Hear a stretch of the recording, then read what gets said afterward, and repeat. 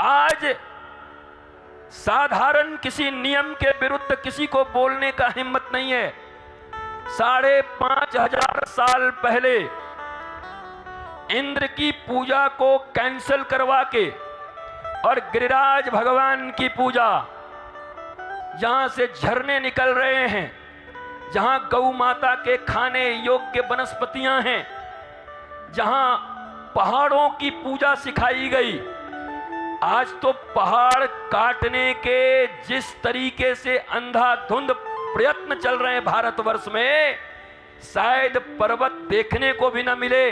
हमारे यहाँ तो प्रत्येक पर्वत भगवान के साथ जुड़े हुए हैं और हर शिला और हर कंकर को शंकर मानकर भारतवर्ष पूजा करने वाला है। हम ये करते तो हम पिछड़े थे, हम ये करते तो हम सपेरे और जादूगर के देश के लोग थे, और अब ये पैंट टोपी और बिस्लेरी लेके बैठ के at the World Global Seminar and the Sap Tiger, and the Mr. Putin, Mr. Biden, Mr. Jinping Singh अभी आ रहे हैं और हम उनकी पूजा कर रहे हैं। जरा सोचो और अपने बच्चों को ऐसे हृदय करके बताओ कि हमारा देश कैसा है, ताकि अमेरिका, रूस, चाइना, जापान, स्वीडन, दुनिया में जो भी कंट्रियां हैं, अगर अपने बच्चों को अपने भारत के विषय में, प्राचीन सनातन संस्कृति के विषय में सिर्फ इतना से बता दोगे तो मैं सत्य कहता हूं, आज भी 140 करोड़ भारतीय ऐसे करके खड़ा हो जाएगा, मेरा भारत महान, भारत माता की जय कर देगा एक बार में। वो नहीं होगा तुमसे, तुम खुद ही बेईमान हो। खुद ही सोच रहे हो लंदन कैसे जाएं, बेटे को अमेरिका में कैसे सेट करवाएं। हाँ बोलो, इतना पाखंड जिस देश में हो कि जिस देश में सरकारी विद्यालय खोलने के लिए गांव वालों को आंदोलन करना पड़े, बड़ी मुश्किल से खुला जाए तो 2-4 टीचर आए और उसी गांव के वोट से जीते हुए नेता का बेटा लंदन में पढ़े और गांव वाले को ब्लैक कैट कमांडो ऐसे धक्का मार के निकाल दे। भैया तुम्हारी बुद्धि कभी आएगी कि नहीं आएगी? हैं? बोलो, कभी पूछा कि हमारी वोट से आप जीते, बहुत अच्छा किया, पर आप ऐसा स्कूल बनवा दीजिए कि आपो का छोरा यहां पढ़े और हमरो छोरा यहीं पढ़े। कितनों को आज हंगामा लग गया होगा कि ये इसको बाबा तो बहुत बोल रहा है, इसको बंद करना पड़ेगा, जबान इसकी बंद करनी पड़ेगी। कितनों को बंद करोगे? सनातन के बच्चे, भारत के बच्चे अब जग गए हैं। एक बाबा जाने से क्या होगा? मुझे पक्का विश्वास है भगवान श्री कृष्ण के देश में और राम के देश में बच्चा बच्चा राम और कृष्ण की भावना लेकर है और वो अपनी संस्कृति की रक्षा कर लेगा। वो समर्थ है। ज्यादा घबराते हैं बेईमान लोग। आप देखना ये सब बातें होंगी तो बेईमान लोग भीतर से घबराने लगते हैं। आम तो खुश रहते हैं कि बिल्कुल सही बात है, निःशुल्क एवं उत्तम शिक्षा, निःशुल्क एवं उत्तम चिकित्सा, निःशुल्क एवं अविलंब न्याय। पर जो घूसखोर हैं, जो 2 नंबरी ठेकेदारी करके माल बना रहे हैं,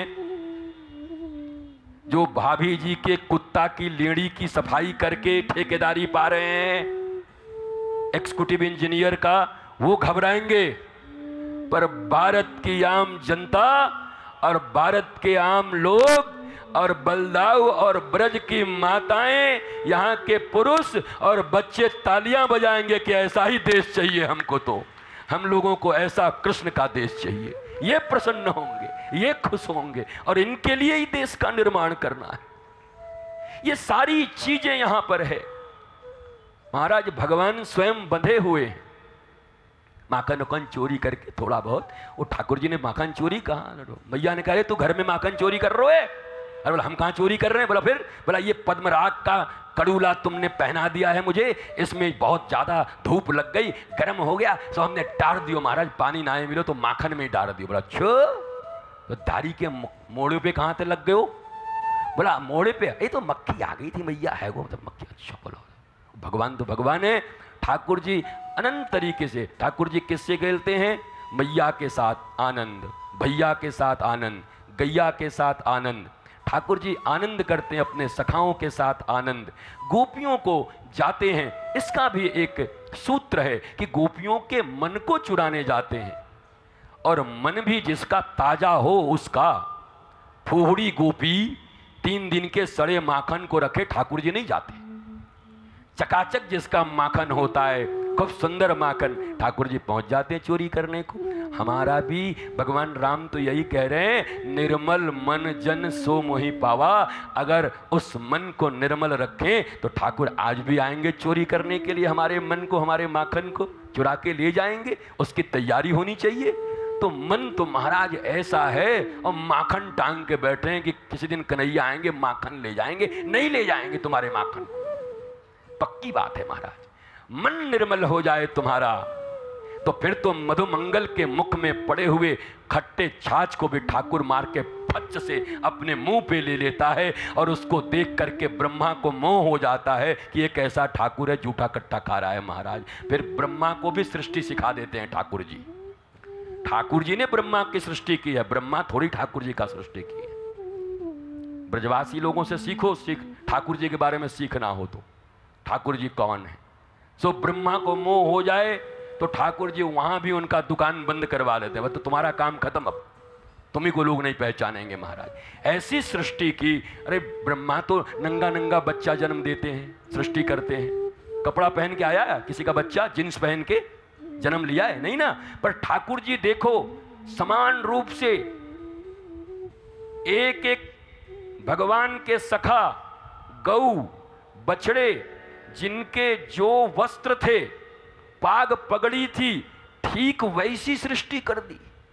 ब्रह्मा भी चकित हो गए, महाराज हम भी रॉ मटेरियल देते हैं, ये पूरा रेडीमेड बनाने वाला कौन आ गया? बोला गलती हो गई लग रहा है, जिसको हम झूठा कट्ठा समझ रहे थे वो गड़बड़ हो गया मामला, ये तो ठाकुर ही निकला महाराज।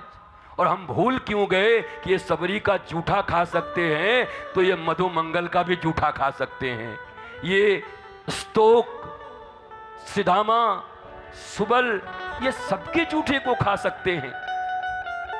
तब जाकर अब ब्रह्मा जी के 40 श्लोक हुए हैं, पर ठाकुर जी ने, हमने जहां तक सुना, क्षमा नहीं किया। क्यों नहीं किया? इंद्र को कर दिया। इंद्र ने सारे ब्रजवासियों को एक जगह कर दिया, 7 दिन तक एक ही जगह रहे गिरिराज जी के नीचे। ठाकुर जी बोले बहुत बढ़िया काम किया महाराज, सब ब्रजवासी एक साथ हैं।